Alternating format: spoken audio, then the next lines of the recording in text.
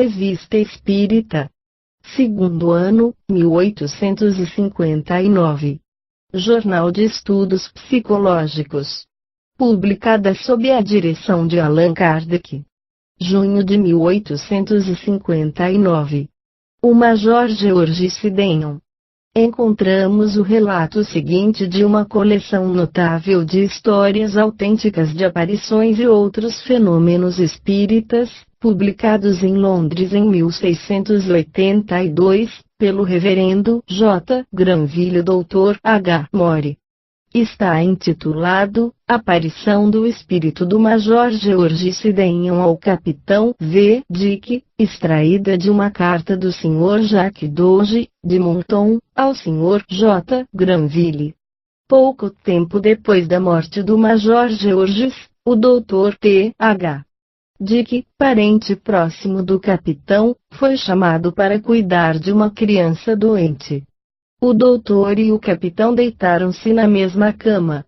Quando tinham dormido um pouco, o capitão bateu e ordenou às suas domésticas para levar-lhe 2 velas acesas, as maiores e as mais grossas que pudessem encontrar.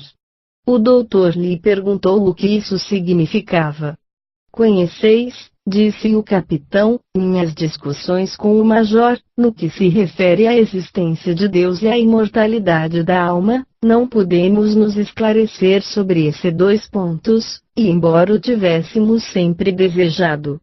Ficou, pois, convencionado que aquele que de nós 2 que morresse primeiro, viria, na 3ª noite depois de seus funerais, entre minuto e 1 hora, no jardim desta pequena casa, e aí esclarecesse a sobrevivência a esse respeito. Será hoje mesmo, acrescentou o capitão, que o major deverá cumprir sua promessa.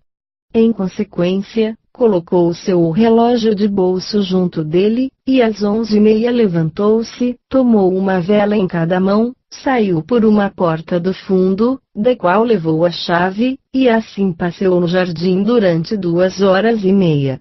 No seu retorno, declarou ao doutor que nada viu, nem nada ouviu que não fosse muito natural, mas, acrescentou-me, sei que meu major viria se pudesse.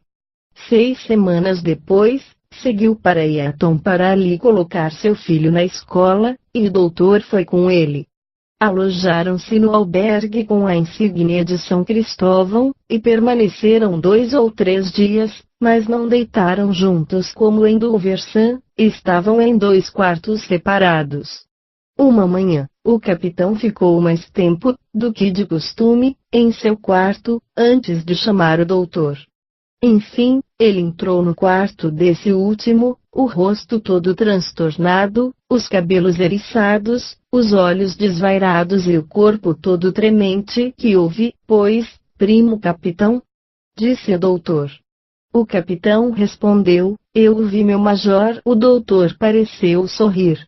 Eu vos afirmo que jamais o vi na minha vida ou o vi hoje.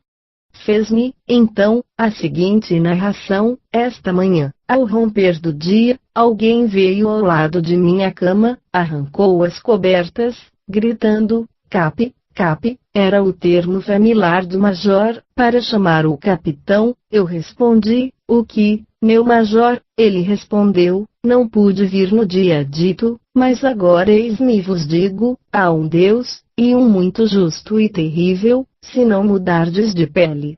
Vereis quando aí estiverdes.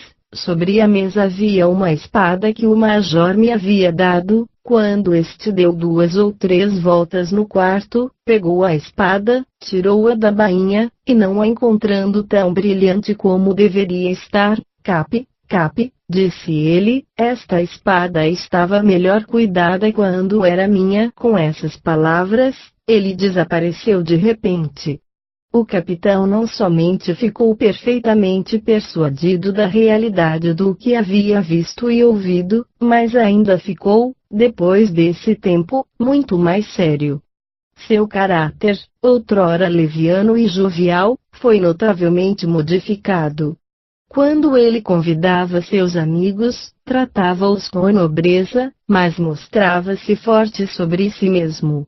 As pessoas que o conheciam asseguram que ele acreditava ouvir, frequentemente, em seus ouvidos, as palavras do Major, durante os 2 anos que viveu depois dessa aventura. Allan Kardec